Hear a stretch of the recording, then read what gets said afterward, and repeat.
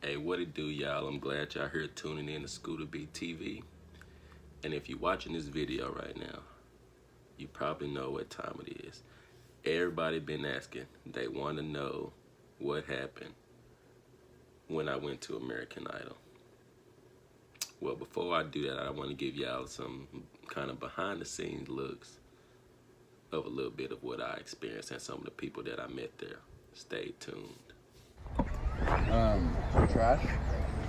Should fill up with people. People up Oh, in yeah. there are definitely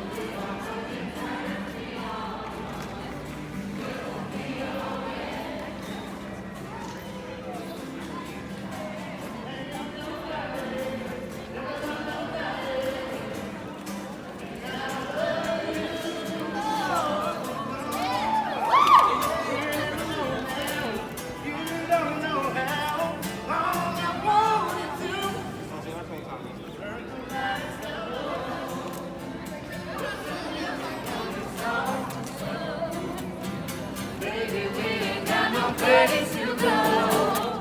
I hope you understand. I've been thinking about this all day long. Never felt a feeling quite this strong. I can't believe how much it turns me on just to be your man.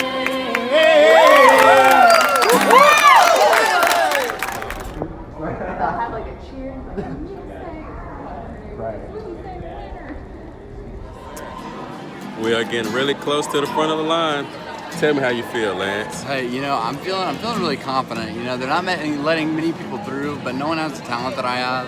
It's just like I have an angelic voice for sure, and I feel really confident and not too nervous. But there's like little butterflies in my stomach, but not real butterflies, of course. Yeah, that's about it. Feeling good. How do you feel? I think I'm ready. I've been preparing for this moment, this one moment, for literally since I was 1 year old, and I think I'm ready. I'm ready. Good. How do you feel? We're getting close. Oh, hey! I'm getting nervous. I think we all got the jitters a little bit, Don't get nervous. but we're about to see. Well, my name is Zach Blair. I came from Nacogdoches, Texas. Jack. Axum Jacks. Yeah, you are. I traveled about 3 hours or so to get here. I came alone, just me and this good old guitar right here. But I met some great friends in line. Yeah. We laying it. Now you are.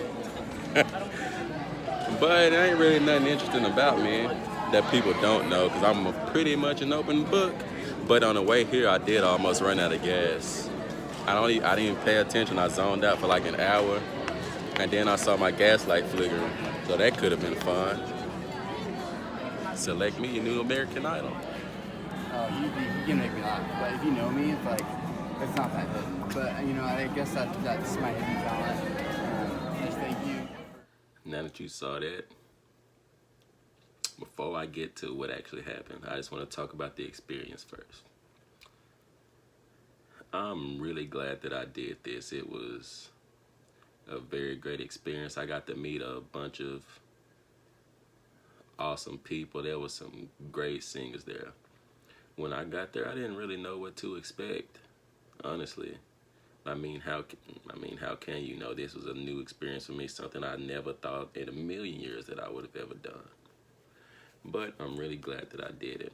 So I made it to Waco about 6 o'clock in the morning. I got there, it wasn't too long at the time that I got there. But as soon as I got in line, I started talking to these people, asking where they were from and stuff. And they was like, oh, we're from here. I was like, well, that's cool. I just drove like 3 hours to get here. But we ended up becoming like really cool within the 3 or 4 hours that we stood in line together. But I'll never forget those people, ever. It was a great experience when I got there. It was pretty much everything that you would imagine going to a singing competition. As soon as I got there, you hear people singing, belting out all the notes, letting everybody know. But yeah, I want to know what happened. So, drum roll. I am not gonna be the next American Idol, but it's all good though because I did way better than what I would ever thought that I could have doing something like this. The way they had it set up, you know, they had like 6 tables set up and they put you in the groups of like 4 or 5 people, and then you go up to one of the producers, and then, you know, they call you up one at a time and you give them a song. But when I was in line, I noticed, like, at first it didn't seem like they were letting a lot of people through. But as I started looking and listening, the people who actually made it through, they stood out in their group. Like, you can be the greatest singer ever, but if you don't stand out, if you don't bring something different to the table, then you're probably not going to be interesting to them, and they're probably not going to make it. And I was taking that into consideration before I actually auditioned, because I could have done a typical thing like looking at me. Well, some of y'all know me, but they didn't. So looking at me walking up, they would have probably thought I was just gonna sing some kind of R&B song or something like that. So that's what I went to my song selection. The song that I did "Beautiful Crazy" by Luke Combs, and apparently that piqued the interest, because when I went up there, when I started, you know, the judge, he started like grooving the groove, and I took my guitar with me and I played that. And then when I got done, he was just kind of looking, and he looked down there, I guess, in my backstory page and everything like that. Then he asked another young lady to come forth and sing again. And I guess when that happens, that's a sign that you know, you probably did good and you want to hear a little bit something else.